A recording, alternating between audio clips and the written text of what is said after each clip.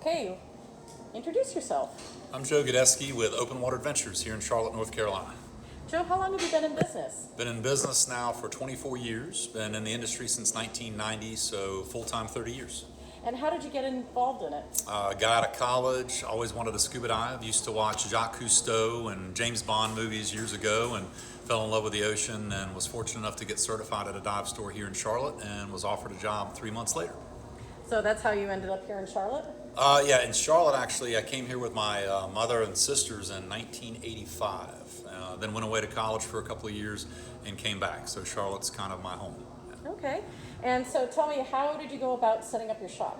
So it's kind of interesting story. So I was thinking about going back to Embry-Riddle University actually and getting my pilot's license and airport management degree. And a friend of mine one night at dinner said, "Hey, why are you doing that?" He goes, "You've been working at a dive store for 5 years, just open a dive shop." And I said, "Well, same reason that school's kind of a challenge, money."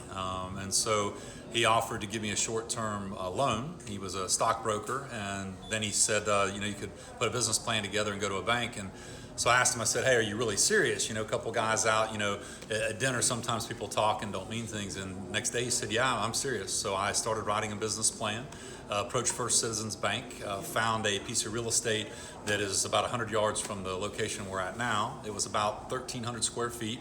It was covered in 3 tons of trash. It had an oil heater in it, old asbestos flooring, and I spent a year gutting the building and renovating it. I was able to get a deal from a doctor in Concord who owned the property and kind of went from there. Got the first loan from the SBA and then got some of the manufacturers to actually give me a lot of equipment on consignment, where I was actually able to put the equipment in the store and have inventory for 6 months without having to make payments on it.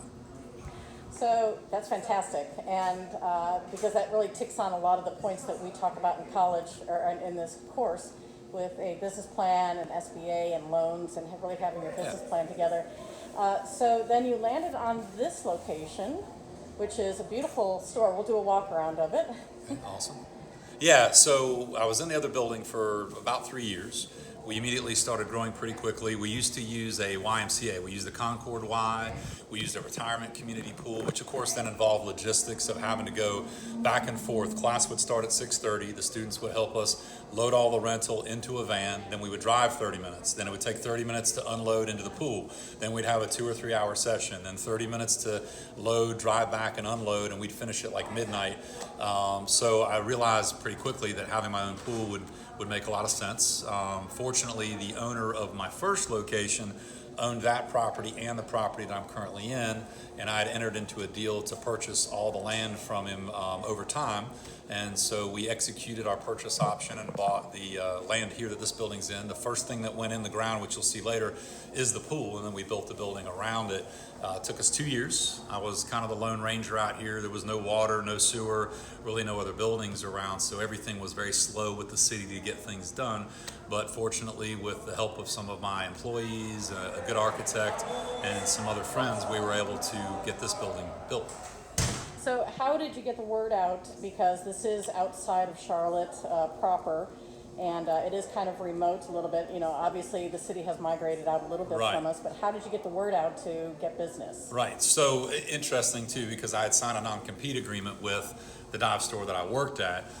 Fortunately, he didn't write one that was valid. I went to an attorney and he looked at it and said that everything was fine. But for me, I didn't want to use another person's business to get mine started. So I left the other dive store, didn't tell any of my customers where I was going. Believe it or not, I simply put a sign out in front of the first building that said Scuba Lessons 2 for 1 special, and people driving by just started coming. And then from there, a lot of it was word of mouth. Back in the day when I started the business in 1996, the Yellow Pages was obviously a big form of advertising. Really, I don't call it advertising. It's more like going to the library and you're looking for something. Mm-hmm. You have to specifically know where to find it. So we don't do that anymore. Once the Google search engines and other engines got around, the internet became more popular. We were able to harness that. We have a great website, and we have not paid for advertising in 15 years now. Everything is word of mouth at this point. So kind of changing a little bit of direction here, how do you decide on what product you offer? Yes, so my very first 2 vendors were Aqualung and Sherwood, and they've been in the industry for a long time. Aqualung is almost a 90-year-old company. In fact, Jacques Cousteau used to be the face of Aquilum before he passed away. I handpick everything, so unlike some businesses where they just become a dealer for a certain brand, we go to DEMA, which is a trade show for our industry, each year, look at products, the sales reps bring me things, and I always look at it as if, is this a product that I would want to dive myself? If it's not something I would dive myself, I don't bring it in the store. I obviously try to have a selection of things, like dive computers, for instance, things from a very affordable computer up to all the bells and whistles, but I still cherry pick each line and pick what I believe is the best computer from each line that I carry, and then represent those in my inventory. And I do that